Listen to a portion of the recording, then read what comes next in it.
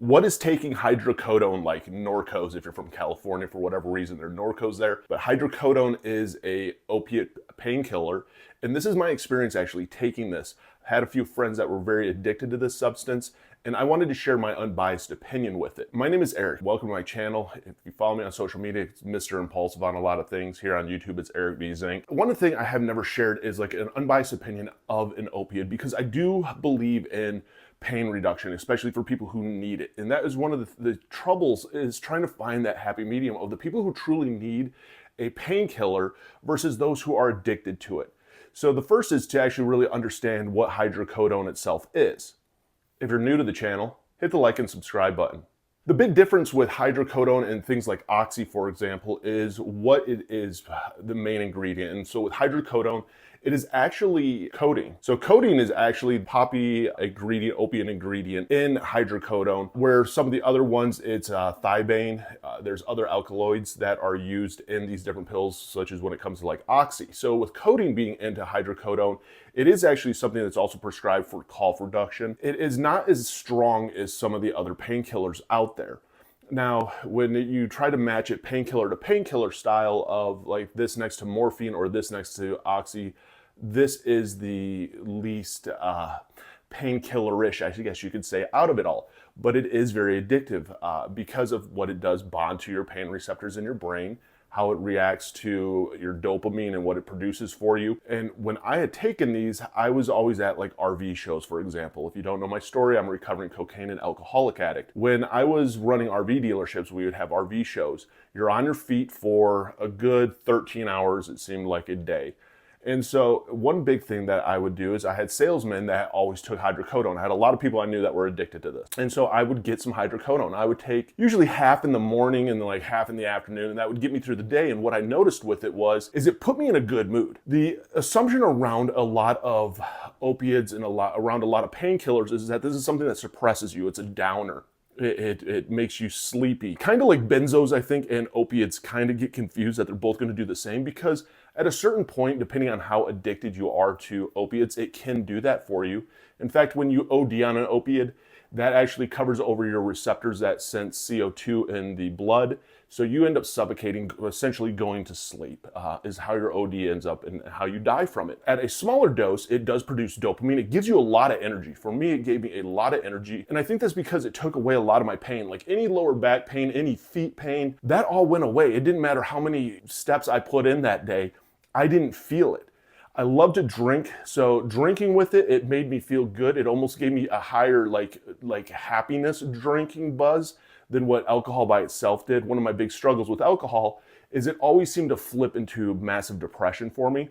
But if I did mix it with something like cocaine or even hydrocodones, it didn't put me in this massive depressive episode. It put me in a party, hey, let's go have fun, let's go tear it up mentality. And that was one of the things that made it scary for me, is that I knew I could get addicted to. Out of any pills I've ever taken, and I have taken oxy before, I have taken hydrocodone, I have taken different benzos before, taken tramadol before, I've taken a lot of things. And out of all of the things that I've taken, hydrocodone is the one that I know I could have gotten addicted. I see the scary side of it because it wasn't as potent, I think, is what my honest opinion is on this. Because it's not so potent, it's not numbing you to that point, but it's filling you with a lot of energy, you think it's a little bit safer. And that is one of the scary things when it comes to a lot of the drugs out there and a lot of the pills out there, especially when it comes to opiates. You know that it takes away the pain. You don't think that it's ever going to happen to you, though. You don't think that you're going to get addicted to this. You don't think, it's going to be something that you are now all of a sudden in demand of taking, because if you don't, you start going through withdrawals. For me, I thought it was great because it gave me energy and it took away my pain. I didn't feel like I needed a lot of it. For whatever reason,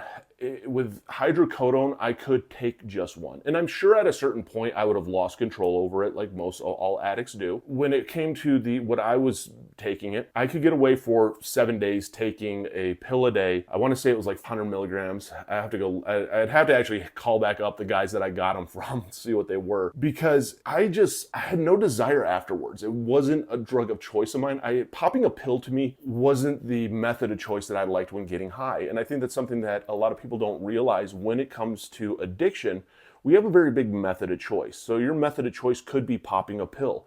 For me, it was snorting something. For a lot of people I know, it's IVing and shooting up. It wasn't a method of choice, so that didn't draw me to it. The high felt great, but that was about it. It wasn't extremely strong and powerful either, so it wasn't something that I felt like hindered me or made me slurry or sloppy.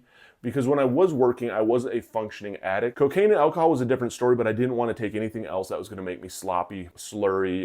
It was going to hold me back. Also, I didn't want to do anything that was actually going to offset the effects of cocaine for me, because that was, again, my drug of choice.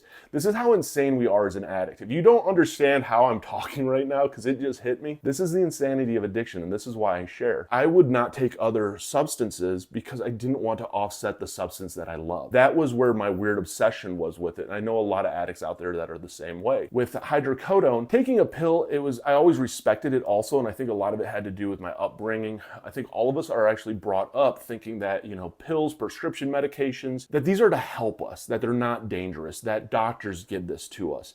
It's that perception that anything out of a pill bottle is going to be safe for us. You think that this is a safe substance, but it is something that slowly does put its hooks into you. And I have watched it just ruin people's lives. I've watched people, when you get massively addicted to pills, they're eating them like Skittles. And it used to just drive me nuts. I couldn't understand it. I had friends who would just bite it in half and crunch on it and swallow it. And I'd be like, how did you do that? Like, that bitterness and everything from a pill, like that's nasty. That would make me gag. They put it and they just crunch them up and chew them and swallow them. I could not do that. I was not a pill popper at any sense when it came to that. Scariness wise though, numbness wise, it did, make my body feel great. Oxycodone, or Oxycontin, made me feel a lot better when it came to pain wise, but it also made me a little bit more lethargic than what hydrocodone did, and I think that's because it is a stronger painkiller than what hydrocodone is. The funny thing is, I've always called them Norcos in California. I don't know if it's because, you can buy them cheap in Norco, California. I never had a dealer that lived in Norco, California, so I don't know where the term Norco came from. But for some reason, and I've done lives on TikTok and even on YouTube here and stuff, and people will chime in and they'll be like, oh, I'm addicted to Norcos. And as soon as they do, I'm like, I know what drug it is, and I know where you live. And it's always has been that way. Taking these, it gave me that energy and not the lethargic that Oxy did. It wasn't almost as scary to me as Oxy, because Oxy has kind of a bad stigma around it. It's finally getting a stigma. Oxy is a very powerful painkiller. A lot of people are addicted to Oxy. A lot of black market Oxy out there when it comes to fentanyl now mixed into it. A dangerous drug. Where with hydrocodone, you're thinking to yourself, okay, this isn't as dangerous. And it's an easier way for us to justify, I think, taking it than taking some of the other pain medicines out there. Same even when it comes to morphine. These are highly, highly addictive painkillers, very, very powerful painkillers. So if you find something that's not quite as powerful, I'm going to be able to control it easier. I'm not going to get as addicted as easy. I'm not going to get hooked to this. It is, I believe, a different mentality of what I've seen when it comes to this. It is amazing how when you feel that you can control it, you feel that it is safer, that it's easier to abuse. It's almost like if you are afraid of something, you almost are more afraid of, oh my goodness, I'm going to get hooked to this, versus something where you're not afraid of it, so you don't fear that addiction side, which I think is actually pretty scary. Because pill popping, I watch it just ruin people. It bonds to your pain receptors, and because of how it works, it subsides these pain receptors. It makes them very depressed. It puts them essentially to sleep. They're not very excited. And as soon as this starts to exit your body, they don't go back to normal. They go hyper excited. So now you're going into the kicks, and now you're having trouble with your appetite. You're feeling of vomiting and throwing up. You can't keep food down. It gets worse and worse and worse. And one of the few ways to get off of it is you can taper off of these. You can quit them cold turkey, because quitting opiates like hydrocodone, even when it comes to Oxy, even something as powerful as fentanyl, when it comes to quitting it cold turkey, it's not a deadly withdrawal. Very, very painful withdrawal. Leads a lot of people to relapse because of how bad the withdrawals are. But if you go cold turkey, it will not kill you in the sense like alcohol and benzos can. That is, to me, the way to quit. But I also know the reality behind it. I know a lot of people who are on MAT programs such as Suboxone to help taper off of it. Eventually, even with Suboxone, though, you're going to have to get off of it. You are going to go through some withdrawals. I know people that have went to the kratom route. That route kind of scares me because I've had too many friends who went the kratom route and then relapsed back onto the pill route. And the pill route, the thing that when every time you relapse, it goes from 0 to 100 quicker and just gets worse. And that happened a lot of times in my case also. I would relapse and it wouldn't go back to where it was. It would go back to where it was very quickly, and then it would get worse. And I couldn't control that. I couldn't control the tempo and speed that it went. It took over my life. And that's a scary thing about it. Ultimately, my opinion on hydrocodone is it has to be respected. It has to be a substance that just because it's a lesser opiate in a sense, that it doesn't mean that it's not addictive. I mean, even when it comes to things like lean, it comes to codeine, these are highly addictive substances. And the worst part about them is the stronger and the more that you need, the more that you will start to switch and grow through your addiction. And that is a reality side of it, of how most all addiction happens, is you go from a lesser to a greater to a greater to a greater. If you talk to most fentanyl addicts out there, for example, they didn't just start using fentanyl. They didn't just start using heroin. They a lot of times started with a weaker substance and slowly grew to that substance to maintain the high that they were looking for. And that is the scariest thing. Is for me, like, hydrocodone would be one of the scariest drugs that there is, because it's such an easy gateway into stronger opiates. As that addiction grows, you're looking for a stronger high. You're looking for to mimic that high that you once got from it, which is going to lead you down the road to stronger opiates.